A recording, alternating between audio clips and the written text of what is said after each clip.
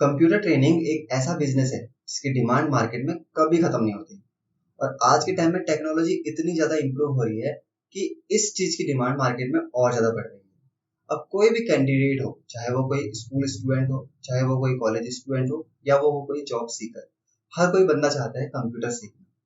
और अगर आपके पास ये नॉलेज है कि आप कंप्यूटर के कोर्सेज प्रोवाइड कर सकते हो, आप इसके बिजनेस को रन कर सकते हो, तो उस कंडीशन में आपको चाहिए होता है कंप्यूटर सेंटर। तो आज की इस वीडियो में मैं आपको बताऊंगा कि कैसे हम लोग एक नया कंप्यूटर सेंटर ओपन कर सकते हैं और कैसे उसे हम लोग बड़े लेवल तक लेके जा सकते हैं और अच्छे लेवल पे हम लोग एक बिजनेस कर सकते हैं और हम कंप्यूटर की सर्विसेज प्रोवाइड कर सकते हैं। तो अभी आप ये कहोगे कि आप कौन होते हैं हमें जो ये बताएंगे कि हम कैसे कंप्यूटर सेंटर ओपन करें। तो मेरा नाम है मोहित और मैं एक कंप्यूटर ट्रेनर हूँ और हम लोग काफी टाइम से कंप्यूटर सॉफ्टवेयर में ट्रेनिंग्स प्रोवाइड कर रहे हैं अपने कंप्यूटर सेंटर्स में, जहाँ पे हमारे अलग अलग कंप्यूटर सेंटर्स हैं जहाँ पे हम लोग ट्रेनिंग प्रोवाइड करते हैं। तो आज की वीडियो में मैं आपको बताने वाला हूँ कि कैसे हम लोग एक कंप्यूटर सेंटर रन कर सकते हैं। तो ये वीडियो आप सभी के लिए काफी ज्यादा यूजफुल और इन्फॉर्मेटिव होने वाली है अगर आप चाहते हैं कि हम सीखेंगे कैसे कंप्यूटर ट्रेनिंग सेंटर ओपन किया जाता है। मेक श्योर कि इस वीडियो को आप एंड तक जरूर देखें और इस वीडियो का कोई भी पार्ट आप मिस ना करें। तो चलिए बिना देर किए हुए लेट्स गेट स्टार्टेड। सबसे पहला स्टेप आता है मार्केट रिसर्च। आपको सबसे पहले ये देखना होगा कि ऑलरेडी उस एरिया में जहाँ पे आप इंस्टीट्यूट ओपन करना चाहते हैं वहाँ पे कितने कंप्यूटर सेंटर्स हैं, वो कौन कौन से कोर्सेज प्रोवाइड कर रहे हैं, उनका फीस स्ट्रक्चर क्या है, उनकी ड्यूरेशन क्या है। और उसके बाद आप ये सोचिए कि आप उनसे कैसे डिफरेंट और बेटर कर सकते हैं। अब लोकेशन चूज करते वक्त आपको कुछ बातों का ध्यान रखना होता है, जहाँ पे आपको ये देखना होगा कि जो आपका इंस्टीट्यूट है वो मेन रोड पे हो या इजीली एक्सेसिबल हो कि लोग वहां तक पहुंच सके। दूसरी बात कि जो आपका इंस्टीट्यूट होगा वो स्कूल या कॉलेज के पास में होना चाहिए। और तीसरी बात कि जहाँ पे आपका इंस्टीट्यूट है वहां पर ज्यादा स्टूडेंट का क्राउड आपको मिल सके, तभी आप उस चीज को रन कर पाओगे, आप ज्यादा स्टूडेंट को अपने पास ले सकते हो। अगर आप नॉर्मली किसी स्मॉल टाउन में इंस्टीट्यूट ओपन करना चाहते हो तो वहां पर भी अगर आप इन चीजों को फॉलो करोगे ना, तो वहां पर भी आप महीने के इजीली 50 से 100 स्टूडेंट को अपने पास ला सकते हो और उन्हें कोर्सेज प्रोवाइड कर सकते हो। अब बात करते हैं इन्वेस्टमेंट की।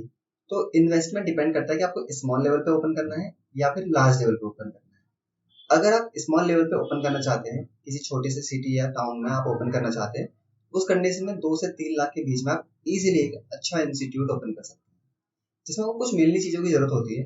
आपको कंप्यूटर्स की जरूरत होती है, आपको ब्रांडिंग मटेरियल्स की जरूरत होती है, आपको फर्नीचर्स की जरूरत होती है और आपको अनइंटरप्टेड पावर सप्लाई के लिए एक इन्वर्टर की जरूरत होती है। तो मेनली ये चीजें हैं जिन पर आप इन्वेस्टमेंट कर सकते हो। और तो कुछ छोटी मोटी इन्वेस्टमेंट होती है, छोटा मोटा सामान होता है बिजनेस से रिलेटेड, वो आप रख सकते हैं। तो ये हमारी इन्वेस्टमेंट होती है जहाँ से 2 से 3 लाख के अंदर आप इजिली अपने कंप्यूटर सेंटर को ओपन कर सकते हो, जहाँ पे आप ऑलरेडी यूज सिस्टम्स को भी, यानी कंप्यूटर सिस्टम जो ऑलरेडी यूज्ड होते हैं उन्हें भी आप स्टार्टिंग में सिखाने के लिए यूज कर सकते हो। 5 से 10 सिस्टम कंप्यूटर के काफी होते हैं और अगर आप उसके बाद लेवल को बढ़ाना चाहते हैं तो बाद में आप और इन्वेस्ट करके अपने कंप्यूटर सिस्टम्स को बढ़ा सकते हैं और भी ज्यादा स्टूडेंट के एडमिशन आप करा सकते हैं। अब बात करते हैं लीगल सेटअप की। अगर आप लीगली कोई काम करना चाहते हो, आपको कंप्यूटर इंस्टीट्यूट लीगली रन करना है, उसके लिए आपको कुछ लाइसेंस की जरूरत होती है, जिसके लिए आपको शॉप एंड एस्टेब्लिशमेंट रजिस्ट्रेशन की जरूरत होती है, जो आपको लोकल म्युनिसिपल अथॉरिटी से मिल जाता है। सेकेंड हम बात करते हैं ट्रेड लाइसेंस, जो कि आप लोकल नगर निगम से ले सकते हैं। अगली जो चीज आती है वो आती है ब्रांड नेम रजिस्ट्रेशन। अगर आप अपना खुद का एक ब्रांड बनाना चाहते हैं तो उसके लिए आपको अपने ब्रांड को रजिस्टर करना होता है, जहां पे आप उसके नाम से अपने इंस्टीट्यूट को रन कर सकते हैं। अगर आप चाहते हैं अपने कंप्यूटर इंस्टीट्यूट को नॉर्मली रन करना, तो आप ऑलरेडी जो मार्केट में ब्रांड्स हैं उनसे भी फ्रेंचाइजीज ले सकते हैं, जैसे नाइलेट करके है या एनएसडीसी है या फिर कई सारे प्राइवेट इंस्टीट्यूट हैं जो खुद को रजिस्टर कर लेते हैं, तो आप उनसे भी फ्रेंचाइजीज ले सकते हैं और अपने कंप्यूटर सेंटर को रन कर सकते हैं। अब फ्रेंचाइजी लेने में ये बेनिफिट होता है कि आपको रेडीमेड सिलेबस मिल जाता है और आपको सर्टिफिकेट फॉर्मेट्स मिल जाते हैं, जहाँ पे आपको कुछ पे करना होता है और उसके बेसिस पे आप अपने इंस्टीट्यूट को रन कर सकते हैं, जिसमें आपको ब्रांड रजिस्ट्रेशन की भी जरूरत नहीं पड़ती है। ठीक है, तो अगर आप फ्रेंचाइजी लेके करना चाहते हैं तो तब भी वो चीज आप कर सकते हैं। अब हम बात करते हैं नेक्स्ट टर्म की, जिसमें हम बात करेंगे कोर्सेज टू ऑफर। अगर आप एक लोकल एरिया में रन कर रहे हैं बिजनेस को, तो आपको कुछ मेन कोर्सेज अपने बिजनेस में रखने ही होंगे, जिनमें से सबसे जो बेसिक कोर्स होता है वो होता है बेसिक कंप्यूटर कोर्स।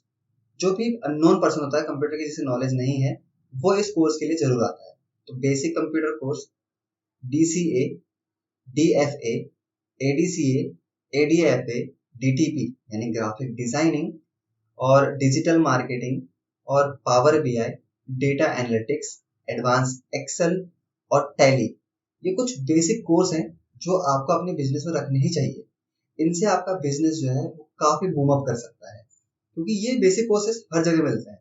लेकिन अगर इनके साथ थोड़ा सा एडवांस कोर्सेज अगर आप रखते हैं ना, जैसे मैंने कहा डेटा एनालिटिक्स या डिजिटल मार्केटिंग, एडवांस एक्सेल या ग्राफिक डिजाइनिंग, अगर इस तरह के कोर्सेज आप अपने बिजनेस में प्रोवाइड कर रहे हैं, आप अपने कंप्यूटर सेंटर में प्रोवाइड कर रहे हैं, तो आपके बिजनेस की प्रोडक्टिविटी और बढ़ जाती है और लोगों में क्यूरियोसिटी और बढ़ती है और लोग चाहते हैं कि आपके पास ही वो सीखें, क्योंकि वो आपके पास एडवांस कोर्सेज को भी कर पा रहे हैं।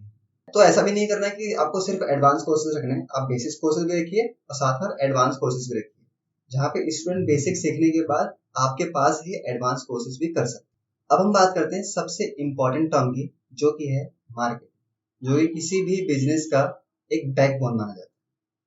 आपका इंस्टीट्यूट चाहे कितना भी अच्छा हो, आप कितने भी अच्छा पढ़ा रहे हो, जब तक लोगों तक आपके इंस्टीट्यूट का नाम नहीं पहुंचेगा, आप लोगों तक नहीं पहुंचोगे, तब तक आपके पास एडमिशन अच्छे नहीं आएंगे।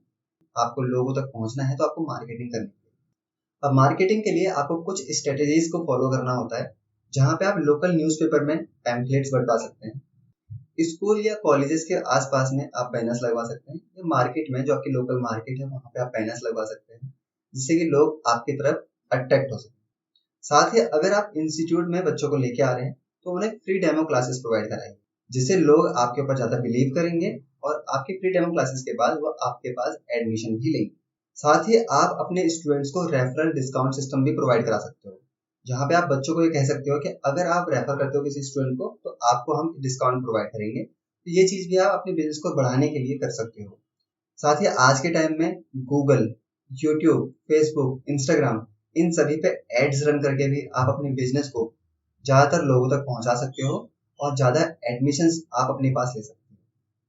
तो ये वो सारे टर्म्स हैं जहाँ पे आप मार्केटिंग करते हो, या और भी कई सारी स्ट्रेटेजीज होती है। जब आप इस मार्केट फील्ड में आओगे तो खुद से आप समझ जाओगे कि आपको कैसे कैसे मार्केटिंग करनी होती है। तो ये कुछ बेसिक स्ट्रेटेजीज होती है जो आप फॉलो कर सकते हो अपने बिजनेस को रन करने के लिए। अगर आप मार्केट में नए हो तो सबसे मेन बात का आपको ध्यान रखना है कि आपको अपने कंप्यूटर कोर्सेज की फीस बिल्कुल हाई नहीं कर देनी। आपको मार्केट में देखना है कि बाकी इंस्टीट्यूट कितनी फीस प्रोवाइड करते हैं। अगर फिर भी आपकी कॉस्ट उनसे थोड़ा ज्यादा है ना, तो आपको बिल्कुल भी कम नहीं कर देना है, आपको उनके लेवल तक पहुंचना है, जहां पे अगर आप अपने स्टूडेंट को अच्छी सर्विसेज देते हो, मार्केट में अपना अच्छा नाम बना लेते हो, तो आपकी ज्यादा कॉस्ट भी स्टूडेंट को ज्यादा नहीं लगती, क्योंकि आप उन्हें सर्विसेज अच्छी दे रहे होते हो। तो आपको एक एवरेज कॉस्ट रखनी होती है किसी भी कोर्स की। जैसे कि अगर मैं एग्जांपल की बात करूं तो जो एक बेसिक कोर्स होता है, बेसिक कंप्यूटर कोर्स, आपको इसे 4,000 से ऊपर का नहीं रखना है या 5,000 से ऊपर का नहीं रखना है, आपको 5,000 से नीचे ही इस कोर्स को रखना होता है। आप इसके अंदर बेसिक चीजें समझाते हो, आप माइक्रोसॉफ्ट ऑफिस समझाते हो, इंटरनेट समझाते हो, अपने अलग अलग कोर्स कॉन्सेप्ट होते हैं उसके बेसिस पे समझाते हो। इसकी कॉस्ट आपको बिल्कुल हाई नहीं कर देनी है, ठीक है। डीसीए कोर्स होता है, डीसीए कोर्स को आप 8,000 के नीचे रखो। तो इस कंडीशन में अगर आप ये चीज चलते हो ना, तो आपका बिजनेस स्टार्टिंग में अच्छे से रन हो सकता है। तो ये इसके फीस स्ट्रक्चर के बारे में है।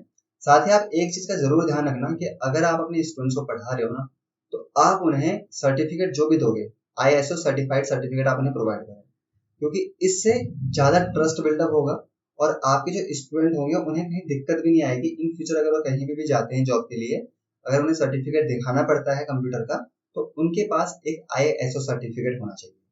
तो यही वो सारी बातें हैं जिनको आपको ध्यान रखना होता है अगर आप एक नया बिजनेस कर रहे हो स्टार्ट कंप्यूटर फील्ड में। तो आई होप कि दोस्तों आपको इस वीडियो के जरिए थोड़ा बहुत तो आइडिया मिल गया होगा कि अगर आप एक नया कंप्यूटर बिजनेस रन करना चाह रहे हो तो आपको किन किन बातों का ध्यान रखना चाहिए और किन किन स्टेप्स को आपको फॉलो करना चाहिए। फिर भी अगर आपको लगता है कि आपको कुछ सजेशन देना चाहिए तो आप कमेंट बॉक्स में बता सकते हो, वो सजेशन भी लोगों तक पहुंच सकता है। अगर आपको वीडियो अच्छी लगी हो तो प्लीज इस वीडियो को एक लाइक करें, ज्यादा से ज्यादा इस वीडियो को शेयर करें, और अगर आप चैनल में नए हैं तो प्लीज चैनल को सब्सक्राइब करें। मिलते हैं इस तरीके की और अमेजिंग वीडियो के साथ नेक्स्ट वीडियो में। तब तक के लिए बाय बाय, थैंक यू।